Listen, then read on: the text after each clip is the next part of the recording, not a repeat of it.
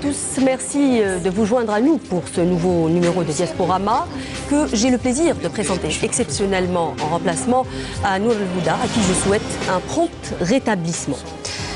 Nous nous intéressons ce soir à l'entrepreneuriat, notamment dans son volet africain. Nous reviendrons également sur le tourisme et les opportunités qu'il peut générer en matière de création d'emplois. Le tourisme, ce secteur qui a du mal à décoller en Algérie malgré les potentialités avérées de notre pays dans ce domaine. Pour parler de tout cela, justement, nous recevons ce soir Kahla Zirem. Vous êtes spécialiste en kinésiologie. Vous venez de Bruxelles, en Belgique. Alors la kinésiologie est une sorte de psychothérapie.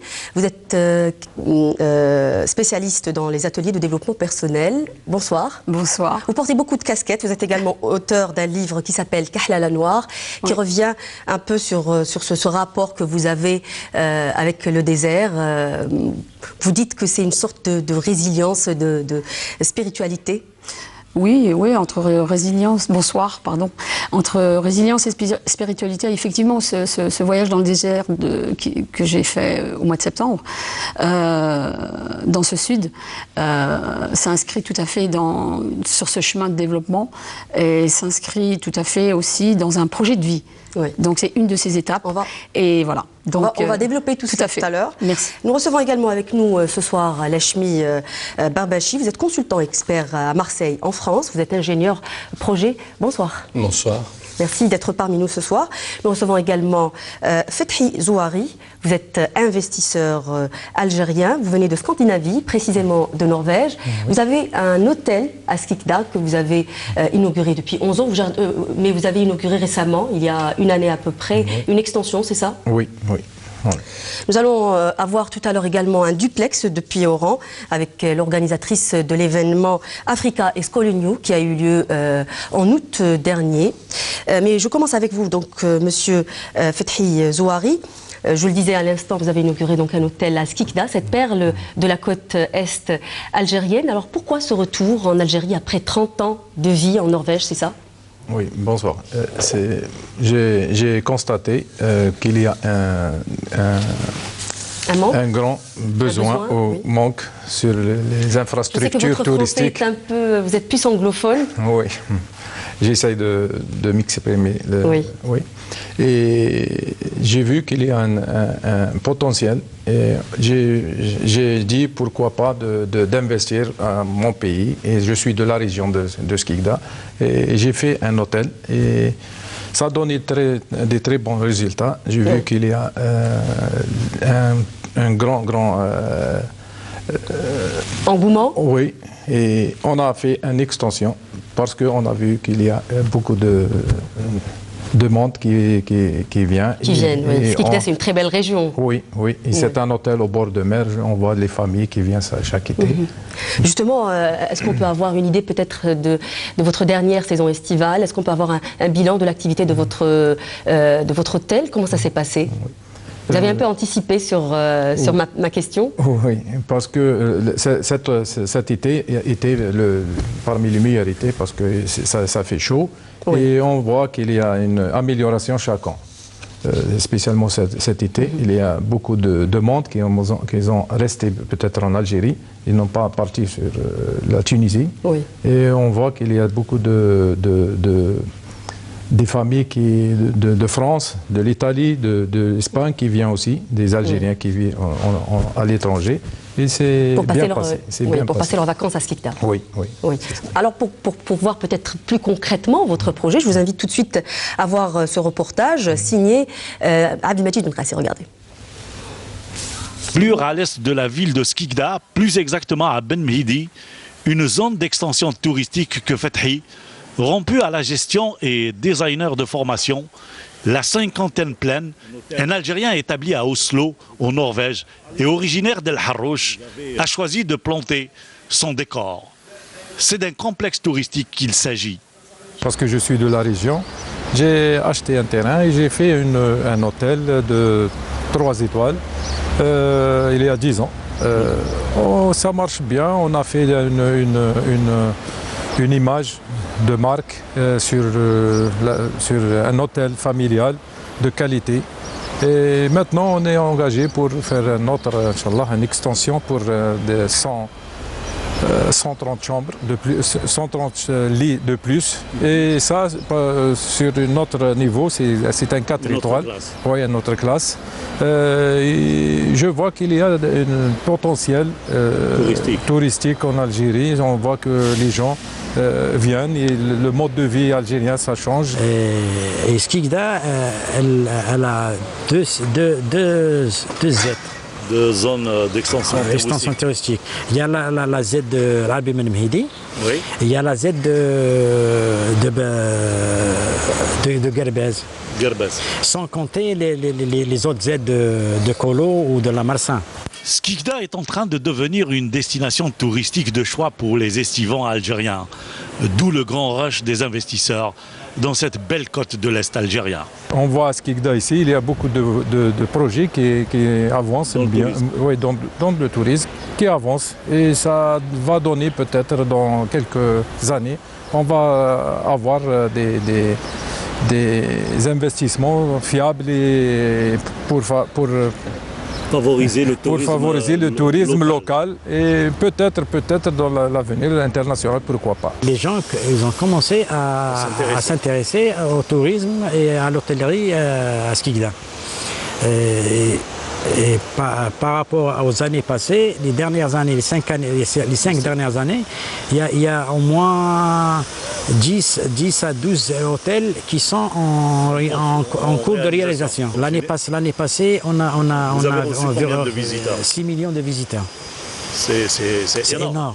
Des millions de visiteurs qui en contrepartie attendent un service et des prestations de qualité.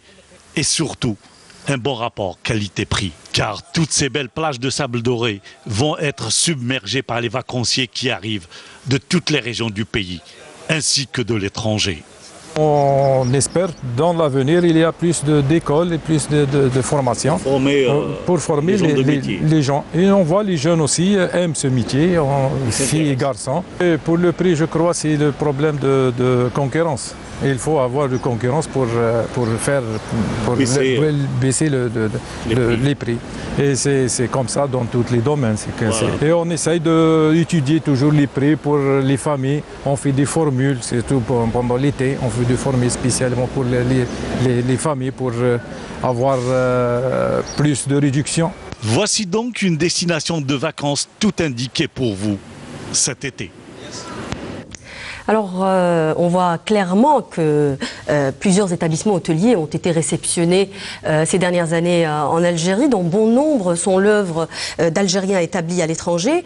Il me paraît clair que les industriels issus de l'émigration sont intéressés aujourd'hui par le climat d'affaires en Algérie. Monsieur Lajmi, vous qui êtes dans le conseil et le monitoring, comment expliquez-vous l'engouement de cette jeune génération issue de l'immigration pour l'investissement en Algérie ?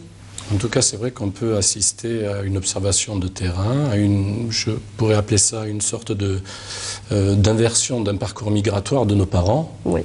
Il a été pour eux pour des raisons économiques et sociales. Et là, étrangement, on réinverse la courbe. Et puis là, on a une inversion, j'allais dire, du parcours migratoire, comme je disais, de leurs enfants, économique et social pour le coup, et voire même culturel. Oui. Concrètement, alors, plus sur le terrain, quelles sont les principales contraintes? Encore une fois, parce que vous êtes spécialiste dans le conseil, le monitoring et le coaching également. Alors, ces investisseurs se plaignent de quoi précisément? Quelles sont les principales contraintes? Peut-être un manque d'information. Malgré tout, il y a effectivement une volonté réelle de communiquer, que ce soit sur le territoire national, parce que j'interviens sur les 2 territoires, ici et en France. Il y a une réelle donc volonté de communiquer. C'est-à-dire une canalisation peut-être qui n'existe pas, une canalisation des informations par rapport aux projets à développer? Oui, entre autres. Et bon, il y a quand même des tentatives de communiquer sur les sujets. Notamment, je parlerai peut-être un peu plus sur une structure qui en tout cas motive les gens à venir, qui s'appelle l'ANDI, l'Agence nationale de développement et de l'investissement, qui communique plutôt bien à travers ses référents consulaires aussi sur le territoire. Toutefois, il y a encore des améliorations de communication à faire, en tout cas pour capter plus de possibles potentiels investisseurs à l'étranger. Oui. Et vous, dans tout ça, qu'est-ce que vous faites au juste, justement par rapport à ces jeunes qui souffrent de manque d'informations? Alors, effectivement, je les informe à travers des colloques, lorsqu'on m'invite sur des salons ici, notamment sur les foires internationales que l'Algérie organise, quand il y a des colloques aussi sur d'autres territoires, donc on leur parle du potentiel, du possible qu'il y a à faire ici. Concrètement, moi, mes missions vis-à-vis de ces personnes, c'est de les accompagner ici, de leur dire ce qui est possible à faire, de les accompagner sur des projets qu'ils ont aussi déjà bien travaillé. L'idée, c'est de les amener donc sur des structures existantes ici, notamment donc l'ANDI. Et en discutant tout à l'heure... Il y a d'autres dispositifs. L'ANSEJ aussi, oui. Tout à fait. Oui, qui ont permis justement à beaucoup de jeunes de s'installer ici, n'est-ce pas? Complètement. Alors l'ANSEJ, je le rappelle, c'est plutôt pour une tranche d'âge bien spécifique, oui, plutôt jeune. Plus jeune, oui. Après, l'ANDI, c'est une structure, on va dire, qui interpelle beaucoup plus de monde, j'allais dire, à tout âge. Et en l'occurrence, j'ai beaucoup travaillé avec l'ANDI, notamment sur la région de Skikda aussi, où j'ai pu rencontrer, lors d'un échange avec l'ANDI, l'année dernière, monsieur sur des projets similaires, notamment sur le tourisme. Oui. Est-ce que vous pensez que concrètement, il y a une volonté de la part des pouvoirs publics aujourd'hui, claire, c'est-à-dire pour inciter cette jeune génération issue de l'immigration justement à venir s'installer et investir en Algérie? Il y a eu plusieurs rencontres, notamment celle du Premier ministre l'an dernier. Il y a eu également une rencontre avec le ministre du Tourisme en début de l'année 2018 avec des membres de la diaspora. Toutes ces rencontres, est-ce qu'elles ont été suivies par un assouplissement des procédures, par exemple? Oui, je pense qu'elles ont été assouplies. Elles l'étaient déjà avant ça d'ailleurs, et ça a été un rappel en tout cas. Le dispositif qui est mis en place en tout cas permet de ne pas se tromper sur les parcours. Bien avant ces structures, il n'y avait rien. C'était vraiment, je vais dire, partir à l'aventure. Oui. C'est ce qui refroidissait beaucoup de gens d'ailleurs. Là, c'est beaucoup plus canalisé, c'est beaucoup plus réglementé. Il y a un climat d'affaires plus propice en fait. Complètement. Oui. Oui, si on devait par exemple, sur une échelle, placer cette opportunité d'investissement, est-ce qu'aujourd'hui il est plus propice, il est plus facile d'investir en Algérie? Oui, il est plus facile en tout cas de s'y aventurer. Peut-être d'il y a quelques années? Oui, complètement, je le confirme bien, en tout cas sur les projets que j'accompagne, en tout cas que ce soit dans le domaine de l'industrie ou du tourisme. C'est beaucoup plus facile, entre guillemets, sur l'aspect réglementaire, sur l'aspect parcours, j'allais dire, procédurier et administratif. Oui, surtout l'administration. Hein. Surtout l'administration. Ils ont mis en place donc un dispositif qui s'appelle le comptoir guichet unique, qui permet en fait de créer sa société de A à Z sur le même site. En l'occurrence, je me répète encore peut-être une fois sur l'ANDI, qui est un dispositif très très intéressant. Pourquoi intéressant? Parce qu'il ne se contente pas seulement d'un accompagnement, j'allais dire procédurier, mais un accompagnement humain, donc économique et social. Et ce souci, par exemple, sur l'accompagnement des personnes investisseurs, à créer du lien avec d'autres sociétés existantes pour créer ce qu'on pourrait dire un système économique, social et solidaire. Monsieur Zouari, je pense que vous vouliez intervenir. Je voulais justement vous poser la question. Pour vous, comment ça s'est passé, par exemple, pour le foncier et par rapport, c'est-à-dire, j'aimerais que vous nous fassiez une comparaison par rapport à votre premier investissement d'il y a 11 ans et aujourd'hui, avec la nouvelle extension, est-ce que ça s'est mieux passé, par exemple? Oui, on voit qu'il y a une amélioration dans parce que 11 ans en avant, il n'y a pas de l'ANDI, il n'y a pas d'accompagnement direct. Les gens ne savaient pas qu'est-ce que ça veut dire, un investissement touristique. Et pour l'extension, il a été très, très rapide. On a réalisé ça dans 24 mois. C'est ça, c'est très rapide. Oui, oui, c'est-à-dire il n'y a pas eu de problème par rapport au foncier ou au financement? Non, pas du tout, pas du tout. Dans le traitement avec financement les banques aussi avec les banques, ça marche très bien. Oui. Et il y a aussi, je pense que dans l'investissement également par rapport au tourisme particulièrement, le problème qui se pose également, c'est la formation d'une main-d'œuvre qualifiée. Est-ce que vous avez rencontré des difficultés là-dessus? Oui, au début, oui, mais les derniers temps, l'État a mis des dispositifs, des écoles. L'exemple là où il y a de Skikda à Filfla, ils ont ouvert une école. Oui. De techniciens supérieurs, d'hôteliers, et ça donne des très bons résultats. On voit les jeunes aussi aiment ce métier, ils travaillent, filles et garçons. On voit qu'il y a un grand demande sur ça. Oui. Monsieur Lachmi, sur le problème de la formation, j'aimerais vous entendre là-dessus. Oui, il y a encore à faire. C'est vrai qu'il y a des organismes qui poussent un peu de partout, notamment Felfla, sur d'autres sites, sur Alger notamment, sur Grande Kabylie aussi, dans le domaine en tout cas touristique. Ça reste insuffisant. Mais ça reste quand même insuffisant par rapport au territoire national qui est, je vous le rappelle, très très grand pour le coup. Oui, il y a encore énormément à faire. L'Algérie est un pays continent. Complètement. En termes de formation touristique, évidemment, l'idée c'est d'inverser aussi les tendances. Je parle beaucoup d'inversion parce qu'on vit une forme d'inversion. Au lieu de voir nos compatriotes partir évidemment sur d'autres frontières voisines, de les retenir et pourquoi pas peut-être faire venir ces gens-là chez nous aussi. Oui. Alors je vous invite justement à voir un reportage qui revient sur la tenue du CITEV, le Salon international du tourisme et des voyages qui s'est tenu il y a quelques temps, un véritable carrefour pour la promotion de la destination Algérie. C'est un reportage signé Flabnour, regardez.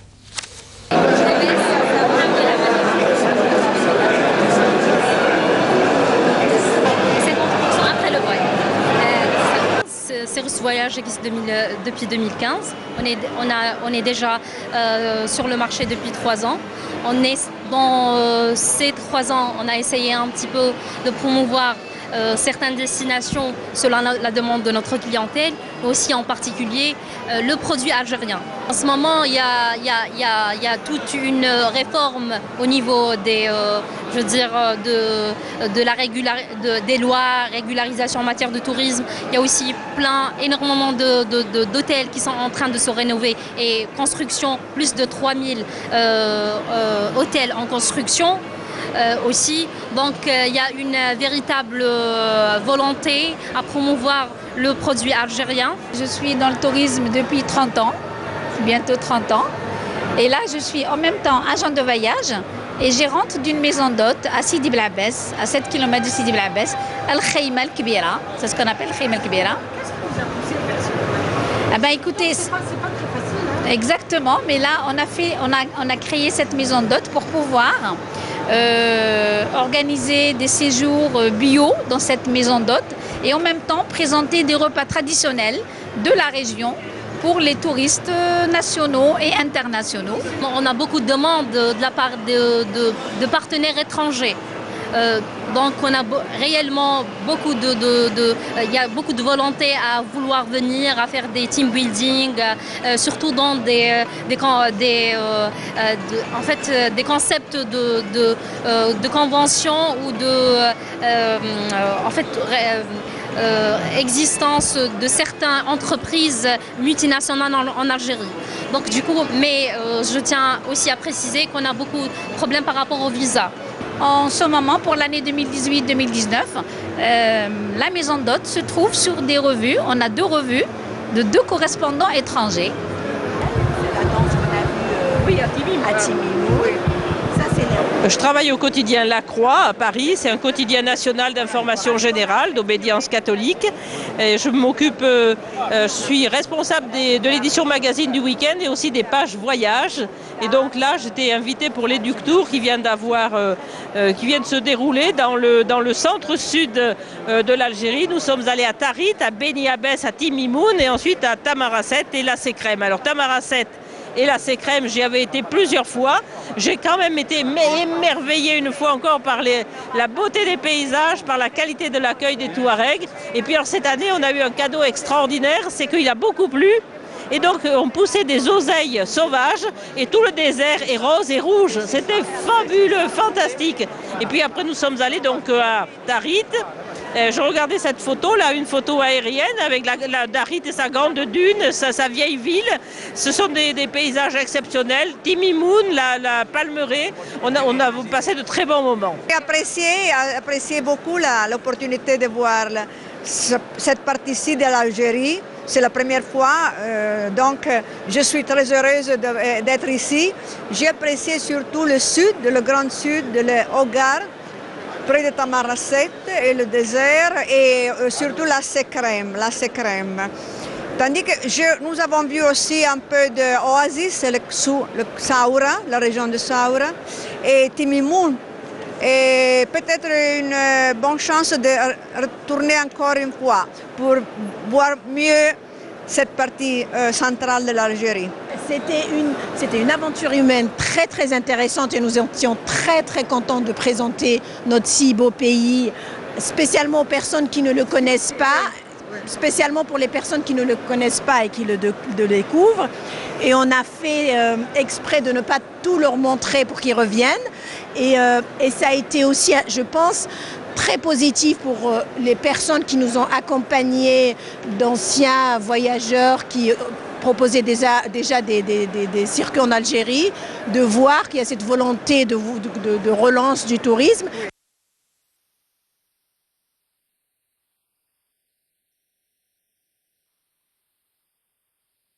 Quel titre vous auriez mis pour au moins un reportage? Quel serait le titre? Ah oui, alors tu entends le titre, j'ai déjà le titre. Le titre c'est l'Algérie hantée dans le désert. Hantée dans le désert. C'est vrai que le désert algérien est complètement exceptionnel, on le disait maintenant avec les invités. Mais avant de revenir sur ce point justement qu'on gagnerait peut-être beaucoup à développer, j'aimerais avoir vos impressions sur le Salon international du tourisme et des voyages. Je pense que vous l'avez déjà visité. Je commence avec vous, Monsieur Lachmi. Écoutez, on a l'impression qu'on nous présente une véritable carte postale. Et d'ailleurs, le pays, c'est une très très belle carte postale réelle. C'est vrai que sur ces salons, on fait les promotions de l'infrastructure hôtelière. C'est une très belle chose parce que, comme disait monsieur tout à l'heure, il y a une nécessité et un besoin d'avoir des infrastructures pour recevoir le public. À mon sens et à mon goût, il manquerait la partie activité touristique. Dès lors qu'on a des hôtels, il faut quand même occuper les personnes. Tout à l'heure, on parlait de très très beaux sites désertiques, des espaces lunaires ou d'autres planètes. L'idéal, ce serait peut-être aussi d'y mettre des activités touristiques hors cadre habituel de visite. Du sport touristique en plein désert ou des activités touristiques dédiées au désert. Donc vous pensez que la destination Algérie n'est pas bien vendue, finalement? Dommage. Oui.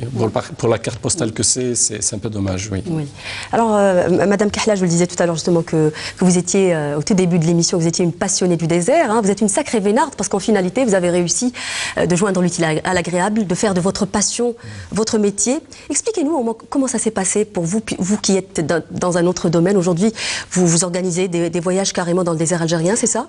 Mais c'est pas mon métier au départ, c'est pas du tout ça. Mais par contre, j'y voyais un pont entre le développement personnel et ce que j'ai vécu en septembre, donc lors de ce voyage dans le désert algérien, dans ce sud. Donc partir du nord pour descendre vraiment dans ce sud algérien, eh bien c'était, je trouvais un beau compromis. Donc c'était se faire du bien vraiment, parce que ce que j'y ai vécu en tout cas, qui est vraiment quelque chose de l'ordre du transpersonnel, c'est vraiment de moi à moi, bien sûr. Dans ce cadre-là, je me sentais chez moi. Et donc, je me suis dit, mais dans le fond, ce que je fais avec les gens en groupe, mais aussi en individuel, en thérapie, les accompagner sur leur chemin de développement, les aider à prendre conscience d'un certain nombre de choses, eh bien, ce voyage-là, pouvait être proposé, et je leur ai dit, avant même de voyager dans le sud, au mois de juin, avec un groupe avec lequel je terminais, je leur ai dit, je vais partir dans le désert, je ne sais pas ce que je vais y trouver, mais je pense que je vais organiser, avec celles qui sont d'accord, de faire ce voyage, un peu un voyage initiatique, clairement. Et elles étaient toutes ravies. Alors après, avec les photos, quand je suis revenue, évidemment, beaucoup de ces personnes étaient intéressées, mais pas que par les photos, évidemment, mais par ce qui transparaissait, par tout ce qui a pu... Et j'ai pas donné ces images juste... Pour vous, le voyage dans le désert, je précise que vous avez été dans la région du Tassili, à Djanet également, donc c'est... Ouais. Donc on voit les images, donc c'est un paysage complètement d'abord dépaysant, et puis ça s'apparente, on dit souvent que ça s'apparente à un paysage lunaire. Pour vous, ça a été une sorte de thérapie? Clairement. Oui, tout à fait. Ah oui. J'ai été, en fait, j'ai pu reconnecter mon désert à moi, et j'ai vu que ce désert qui était le mien jusqu'à présent, qui parle de mon histoire, en fait, je pouvais aujourd'hui y trouver de la lumière, je pouvais y trouver de la force, je pouvais y trouver plein de couleurs, je pouvais y trouver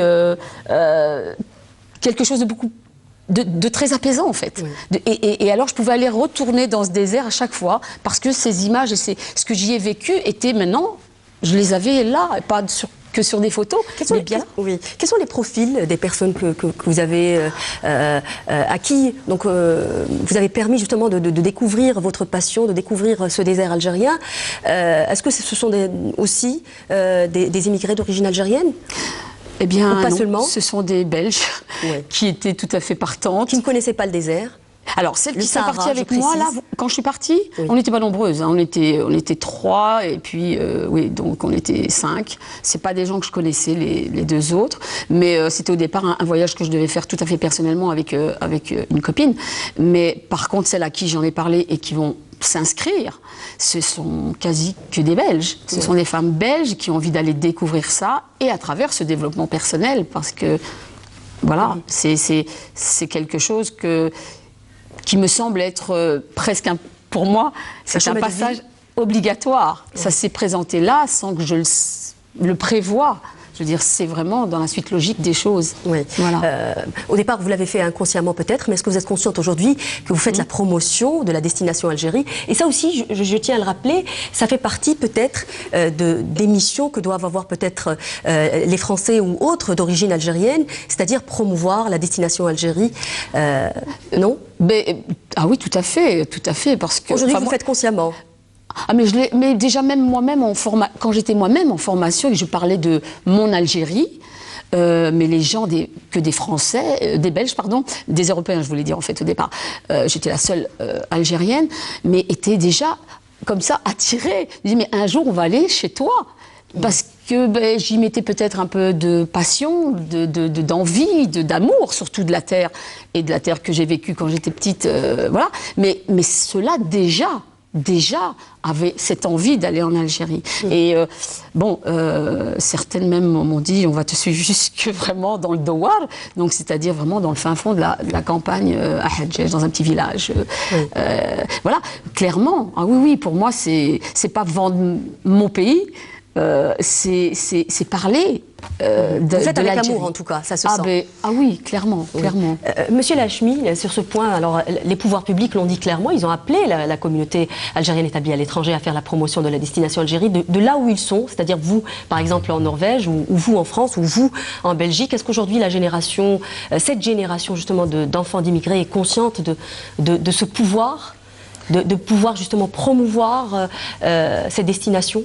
Oui, elles le font même naturellement, à vrai dire, hein, comme je viens de l'entendre. C'est avec le cœur, c'est pas forcément vendre, c'est en parler naturellement, et ça se fait très très bien. Les Algériens sur d'autres territoires nationaux. On voit des images justement du Sud. Parlent parfaitement du pays, naturellement. Adorable. Oh là là, ça c'est dans la vallée. Monsieur Zouari, et vous? Est-ce que les Norvégiens connaissent l'Algérie?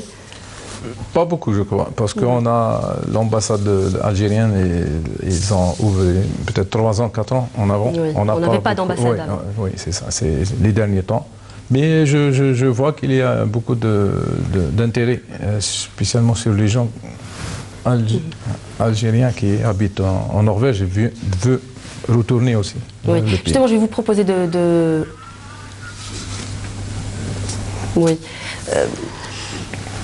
On va voir justement, je vais vous proposer tout de suite de voir un sujet justement à Al-Oued pour découvrir une autre région du sud algérien avec un voyage qui a été organisé. Alors on me dit que le sujet n'est pas encore prêt. Oui, alors on va revenir un peu sur votre livre, Madame Kahla. Vous disiez tout à l'heure justement que vous êtes en train d'écrire, vous l'avez écrit, votre livre, vous attendez juste de l'éditer. Oui, je prends mon temps. Alors c'est un livre qui s'appelle Kahla, la Noire. Je rappelle que Kahla, ce n'est pas votre nom, mais votre prénom. Oui, et vous en êtes particulièrement fière. Ah oui, parce qu'à travers le nom, on peut aussi reconnaître encore une partie de son histoire. Oui, c'est très important. Ce prénom que l'on porte, et que je porte en l'occurrence, c'est pas juste du hasard. Oui, non, Kahla, je le porte pleinement. Oui. Et oui, je suis tout à fait fière. C'est le nom d'un wali, en fait, d'un saint, tout près de mon village, qui s'appelait Sidi Mohamed El-Kahel. Voilà. Et ma mère m'a donné ce prénom. D'ailleurs, c'était un guérisseur aussi, d'ailleurs, paraît-il. Mais voilà, oui, je m'appelle Kahla. Oui.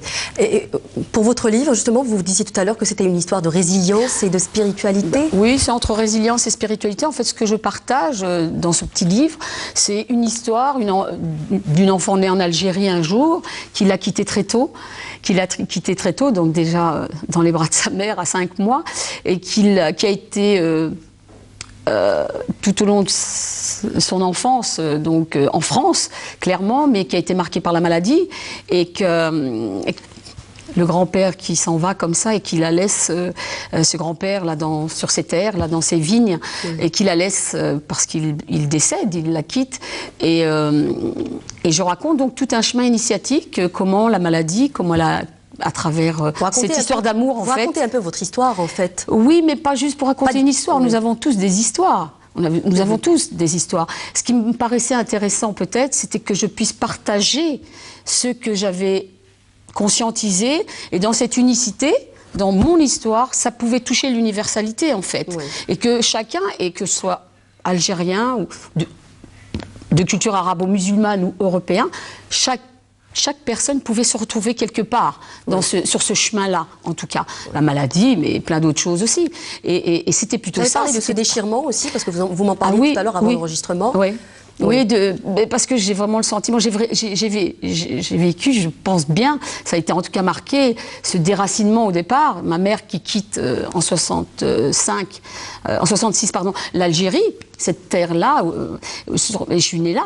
Et puis, et je vis son déracinement, ce déchirement, je le vis jusque...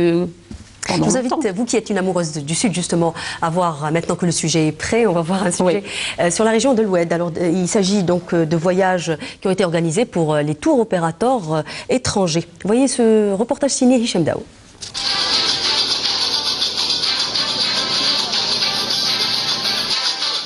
Dans le cadre de la relance de la destination Algérie, un éductour a été organisé par une compagnie aérienne et un complexe touristique privé dans la ville millénaire d'El Oued. Accompagnés par le ministère du Tourisme et de l'Artisanat, plusieurs tours opérateurs français ont participé à ce voyage de reconnaissance de sites touristiques. C'était aussi l'occasion de voir et de tester de près la qualité du service de l'infrastructure d'accueil organisatrice. Nous, lorsque nous avons lancé cet éductour, nous avons justement accueilli beaucoup de demandes de tour opérateurs et de maïs français qui souhaitaient venir. Et compte tenu des délais très très courts, nous avons dû même refuser certaines demandes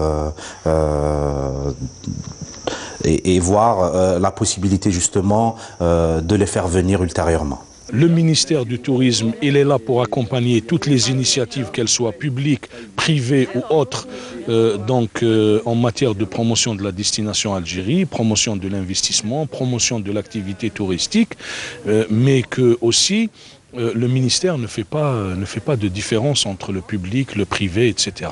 Salut.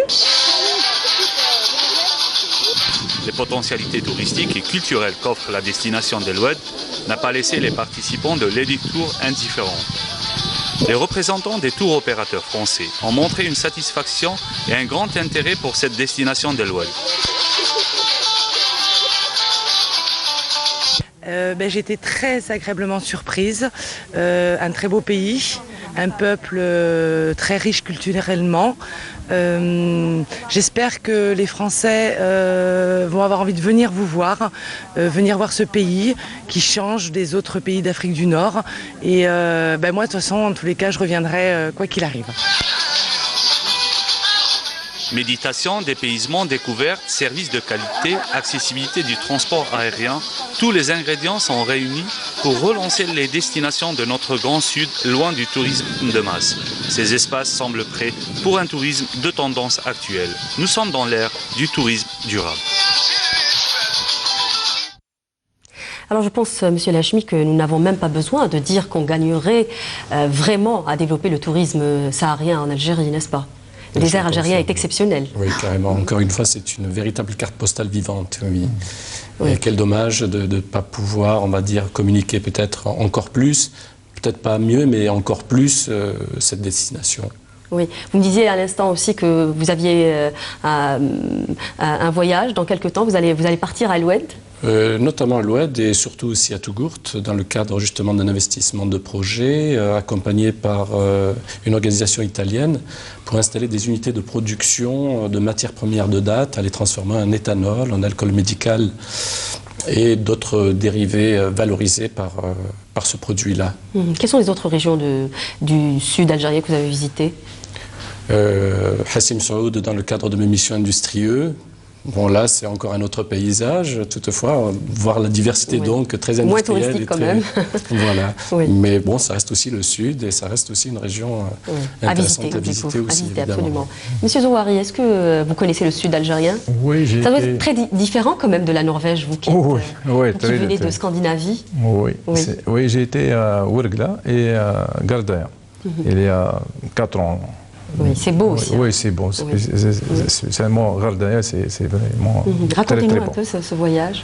Oui, on a été en famille en réalité. On a voyagé en famille et on a pour une semaine et on a vu on a fait un peu de tout. Il y a un peu de manque d'infrastructures là-bas aussi. Il y a un peu. Et, comme le monsieur dit, pour l'avenir, Inch'Allah, on va partir sur El Oued, Inch'Allah. Oui. C'est ça. C'est vrai que c'est une bonne idée aussi, l'hébergement chez l'habitant. Qu'est-ce que vous en pensez? Oui, moi, en tout cas, c'est un concept nouveau, relativement nouveau en Algérie, qui a tendance à se développer aujourd'hui. Ben moi, je l'ai vécu là, dans le sud aussi. Ah oui, nous a Abdelkader, celui qui organise quand même ces trips dans le désert en 4x4, nous reçoit chez lui. C'est vraiment agréable. Et bon, il a une grande cour avec des chambres, avec ce qu'il faut, et c'est vraiment, et on est avec. On est avec, donc c'est son épouse cuisine pour quand on est là évidemment, mais on est dans la cour s'il fait trop chaud on dort dehors. Enfin, mais oui, tout à fait. Et ça, moi je préfère en tout cas ce genre d'hébergement en tout cas parce qu'on est vraiment avec l'habitant. C'est différent en fait du tourisme de masse, exactement. Ah oui, c'est ce que je pense. Et d'ailleurs on a vécu, enfin moi en particulier, des moments peut-être où peut-être que j'aurais pas pu. Il nous a pris avec une des copines, un moment, 25, 30 minutes, comme ça, nous expliquer au dos d'une affiche le désert, et puis toute l'Algérie, la carte, il l'a dessinée. Et pendant 35 minutes, il nous expliquait mais ce désert, c'est son père qui l'avait aussi cheminé. Et on était là à l'écouter avec beaucoup d'une oreille très attentive. Est-ce qu'on pourrait faire ça dans un... Je ne sais pas. En tout cas, moi, j'ai vraiment apprécié ce moment-là avec lui. Et voilà. L'Algérie s'y prête, en tout cas, sur ce type de tourisme.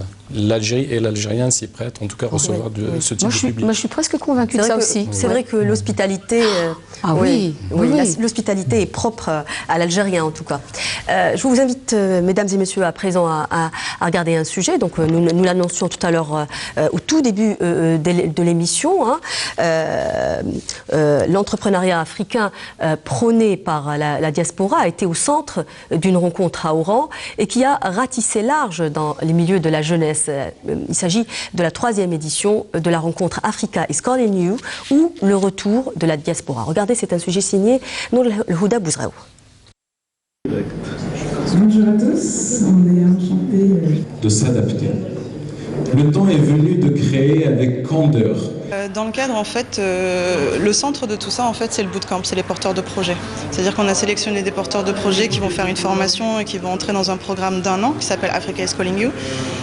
Et autour de ce bootcamp, on a envie de créer, d'organiser des rencontres économiques et culturelles tout au long de la semaine. Donc aujourd'hui, c'est le volet économique de la semaine, c'est les rencontres économiques. À côté de ça, il y a aussi une rencontre autour de la jeunesse des universités pour leur montrer un peu, mettre en valeur les perspectives d'avenir, de l'entrepreneuriat et surtout de l'entrepreneuriat social, parce que c'est ça qui nous porte, de l'entrepreneuriat à impact. Et il y a aussi une journée littéraire qui aura lieu demain, avec un volet pour les enfants, un volet pour les adultes, et une journée autour de la mode et de l'artisanat design. Au départ, comment ça se fait? Nous, des Algériens, nous sommes le cluster digital en Algérie. J'ai ouvert mon entreprise il y a 7 ans à Paris et je souhaite l'ouvrir ici en Algérie. Donc c'est une agence de conseil en images. J'accompagne mes clients pour valoriser leur capital image, que ce soit pour leur vie professionnelle ou leur vie perso. J'accompagne aussi les entreprises. Social pour l'investissement, j'encourage vivement aux gens de venir investir en Algérie et en Afrique, car vraiment le marché est vraiment prometteur. Et d'où je me suis challengée en me disant tiens, il faut aller en Algérie, mon pays d'origine, pour pouvoir proposer aussi ces services sur l'Algérie et le continent africain. Alors nous sommes présents ici, je suis Zaki Lamari, je représente l'association YouthID, qui a été cofondée par mon frère Yanis, et qui a pour objet d'aller à la rencontre de jeunes entrepreneurs de moins de 35 ans qui ont un rôle central ou un poste à décision, que ce soit dans les domaines politiques, entrepreneurial ou associatifs. Et notre but, en fait, c'est d'aller à leur rencontre, de leur faire des interviews, de récolter de la donnée sur leur expérience, afin de la retranscrire à travers des événements et à travers le tissu associatif algérien, afin de montrer à la jeunesse et aux Algériens qu'il y a des belles initiatives à faire, que certains les ont fait, peu importe le niveau social ou le niveau éducatif. Et nous souhaitons, par cette initiative, redynamiser l'initiative personnelle algérienne. Notre projet consiste à produire la Kids Town, un projet de ville. Imaginez-vous que l'on puisse apporter la lumière. Le projet consiste à contribuer à l'accélération de l'autoconsommation énergétique des usagers en Algérie et sur le continent africain. L'opportunité aujourd'hui de pouvoir avoir un pays qui s'engage pour accompagner les jeunes entrepreneurs comme moi qui viennent d'ailleurs et qui veulent s'investir sur le continent africain. Je sais qu'aujourd'hui le dispositif algérien est en faveur du secteur que je porte, celui des énergies. Je sais qu'il y a des engagements jusqu'en 2030 qui sont portés par le gouvernement. L'objectif pour moi, c'est d'ouvrir mon premier centre de formation en Algérie en 2019. Pour faire émerger une réalité. L'Algérie en Afrique, c'est aussi les Républicains qui ont gagné la Coupe d'Afrique, donc faut le... Et justement, pour revenir plus en détail sur cet événement qui a eu lieu en août dernier, nous avons avec nous en ligne l'organisatrice de cet événement, Sarah Abdelkassem. Sarah Abdelkassem, bonsoir. Bonsoir. Bonsoir. Alors, le Africa is Calling You, c'est quoi au juste? Expliquez-nous, c'est quoi cet événement? C'est la 3e édition, c'est ça? Exactement. Alors, la première édition avait eu lieu à Paris en septembre 2017 et la 2e édition avait eu lieu à Dakar en mars dernier. Donc c'est la 3e édition d'Africa is Calling You et la première en Algérie. Pourquoi, c'est-à-dire pourquoi ce choix de l'Algérie particulièrement cette fois-ci? Alors, Africa is Calling You, c'est un programme créé par une association qui s'appelle Welcoming Diaspora, dont je suis membre. Welcoming Diaspora, c'est une idée, en fait. C'était créer des structures d'accompagnement pour accueillir ces diasporas qui se réinvestissent dans leur pays d'origine, que ce soit par l'emploi ou par l'entrepreneuriat. Mais Africa is Calling You, c'est un programme d'accompagnement de start-up. Moi, en tant que membre de Welcoming Diaspora, depuis le début, le but, c'était de créer la structure en Algérie. Donc, c'est dans ce cadre-là qu'on a fait le programme en Algérie et à Oran. L'événement a eu lieu en octobre, c'est ça, en début du mois? Oui, du 21 au 28. Une idée sur les profils et les domaines dans lesquels il y a eu plus peut-être de candidats? Excusez-moi, j'ai pas... Est-ce qu'on peut avoir une idée sur les profils? Alors il y a des Algériens qui viennent de l'étranger, il y a aussi des Algériens de l'Algérie, c'est ça?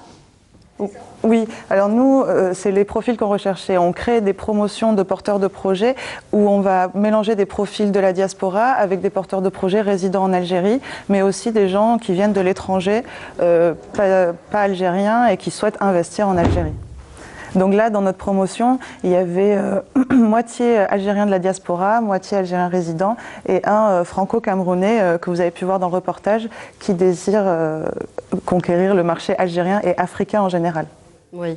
Alors il y a des Algériens qui veulent, donc d'origine, il y a des Français par exemple d'origine algérienne qui veulent investir en Algérie, il y a aussi des Algériens qui veulent investir à l'étranger, c'est ça? Ou des Algériens qui veulent investir en Algérie, c'est ça les profils, en gros, si j'ai bien compris. Après, dans les échanges, on va essayer de privilégier les échanges entre pays africains, parce qu'on a une vision un peu panafricaniste et les structures sont délocalisées en Afrique. On parlait tout à l'heure avec les invités ici présents avec nous dans cette émission, de cet engouement justement qu'on voit aujourd'hui dans la jeune génération issue de l'immigration. Est-ce que vous avez constaté ce même engouement dans cet événement? Beaucoup de jeunes s'intéressent aujourd'hui à l'investissement ici en Algérie par exemple? Des jeunes issus de l'immigration, hein, je précise. Excusez-moi, j'ai... Alors je disais... Il y a un problème?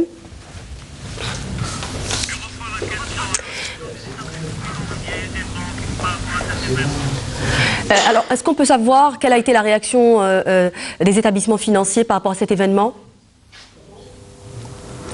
La réponse, elle est positive. On a vu de l'intérêt. Après, on verra dans l'avenir si ça se concrétise, mais c'est vrai que les gens sont venus assister à nos événements, sont venus écouter les porteurs de projets, et on a senti vraiment de l'intérêt, de l'engouement. Oui. Est-ce qu'on peut avoir un premier bilan déjà d'emblée ?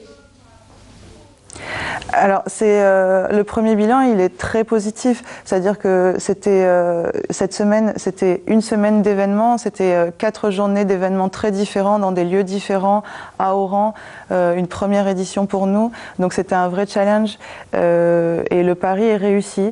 Chaque journée a été remplie de monde, le public a répondu présent, les acteurs de l'écosystème ont répondu présent. Pour le volet économique que vous avez pu voir dans le reportage, les gens sont venus de tout le pays pour y assister et même de l'étranger. Donc pour nous, c'était une vraie réussite. Pour les événements littéraires et autour de la mode, idem, les gens ont vraiment répondu présent, donc le bilan est très positif jusque-là. Pour les porteurs de projets, ils en sont ravis aussi. Là, on a fait la clôture de la semaine, mais on va les accompagner sur 1 an. En tout cas, ils sont déjà ravis car ils ont pu rencontrer les gens de l'écosystème algérien, ils ont pu déjà nouer quelques contacts intéressants, des potentiels partenariats et connaître mieux le tissu algérien et l'écosystème algérien. Ils sont ravis pour le moment. Merci beaucoup. Je rappelle que merci beaucoup. Vous étiez d'Oran avec nous. Je rappelle que cet événement a eu lieu le 28 octobre dernier. Alors, le mois d'octobre a été également marqué par la célébration à Paris des manifestations pacifiques du 17 octobre 1961. Je vous propose tout de suite de regarder ce reportage et évocation avec Afaf Belhouchet. Autre célébration majeure de l'anniversaire des massacres du 17 octobre 61, celle organisée par la société civile, la Ligue des droits de l'homme, les associations qui militent voilà des années pour la mémoire, celle des anciens appelés en Algérie et leurs amis contre la guerre, et évidemment des historiens qui ont fait de cette journée leur cheval de bataille depuis des décennies afin de lever entièrement le voile sur les parties sombres de notre histoire commune et l'ouverture de toutes les archives en lien avec la période coloniale et la guerre de libération nationale. Le problème est moins, me semble-t-il, d'attendre des choses extraordinaires de ces archives qu'une exigence démocratique. Parce qu'on ne peut pas à la fois, comme le font beaucoup de responsables politiques de droite comme de gauche, répondre aux historiens qu'ils doivent écrire l'histoire et en même temps leur refuser d'accéder aux archives. Cette proposition est évidemment parfaitement contradictoire. Donc si ceux-là qui prétendent vouloir faire en sorte que toute la lumière soit faite sur, comme on dit, les pages sombres de l'histoire, il faut qu'ils ouvrent les archives. Et de ce point de vue-là, faut-il rappeler que la France a l'une des législations relativement aux archives qui est l'une des plus restrictives comparativement à la Grande-Bretagne et aux États-Unis. C'est ce collectif justement qui avait appelé Emmanuel Macron à consentir un geste symbolique de reconnaissance et de condamnation contre un crime d'État. À l'instar de ses prédécesseurs, le président français n'a pas retenu ces termes mais a appelé la France à regarder son passé en face. Il y a quelques semaines, quand le président Macron s'honorait d'avoir reconnu la violence et l'assassinat de M. Audin, c'est tout à son honneur. Et là aussi, on pense que ce collectif, notamment, et des personnalités, historiens et militants comme je le suis, militantes comme je le suis, on pense qu'il est important vraiment toujours d'aller plus loin et d'affirmer haut et fort cette détermination à dire que la France a une responsabilité dans ce que fut la guerre de libération, parce que c'est ainsi que je la nomme et pas la guerre d'Algérie, évidemment, et qu'aujourd'hui, cette sérénité dont il parle dans ce tweet de cet après-midi, 17 octobre, c'est de dire qu'il faut aller plus loin que cette sérénité. La sérénité, j'y crois, mais la reconnaissance encore plus. Même souhait exprimé par les organisateurs de près d'une 50aine d'événements commémoratifs qui ont été organisés hier, tels qu'ici, sous le pont de Clichy. Nous voulons aussi que l'État reconnaisse ce crime d'État. Et donc chaque année, nous sommes ici rassemblés avec des Français, mais aussi des Français d'origine algérienne, mais aussi des Français d'autres origines, parce que c'est pas que l'affaire d'Algériens, mais c'est une affaire collective. C'est quelque chose qui est parti aussi de Nanterre, et donc on a besoin, nous, politiques, de pouvoir perdurer ce devoir de mémoire. C'est important d'être présent. 57 ans après, la mémoire des victimes de la police de Papon, lui-même sous les ordres des plus hauts responsables de l'État de la France coloniale, continue à emporter chaque année une victoire sur les boucliers qui n'ont eu cesse de s'élever pour éclipser la vérité. Alors, un événement bien sûr bien triste, des manifestations pacifiques qui se sont transformées en massacres. Qu'est-ce que ça évoque chez vous, monsieur Lachmi ? Ça évoque évidemment des souvenirs, pour le coup. Ça évoque des événements qui ont marqué l'histoire. Mais justement, pour que ce sujet fasse partie de l'histoire, il faut en parler, l'évoquer, en prendre conscience, dire clairement peut-être ce qui s'est passé. Je pense que les autorités actuelles ont ce courage, en tout cas, de mettre un peu plus de lumière sur le sujet. Et seulement après, on pourra parler d'histoire. Madame Kahla, moi, ça suscite surtout un sentiment d'injustice, évidemment, cette non-reconnaissance, en tout cas, de ne pas en parler, comme l'évoquait monsieur. Je trouve que ce serait un juste retour des choses, juste de reconnaître ce qui s'est passé à un moment donné dans l'histoire ces Algériens en France, et puis de la France tout court, de l'État français. Voilà. Donc c'est, pour moi, un profond sentiment d'injustice, clairement. Monsieur Zouari, vous avez quelque chose à nous dire à ce propos? Oui, c'est une date très douloureuse pour les Algériens qui vivent en France, et c'est bien que le président français parle de ça. Oui. Je vous propose donc, pour terminer cette émission, puisqu'on est pratiquement à la fin de cette émission, de regarder des extraits de chansons, puisque en hommage à deux chanteurs qui nous ont quittés le mois de septembre dernier, en l'occurrence Jamal Allem et Rachid Taha. Regardez.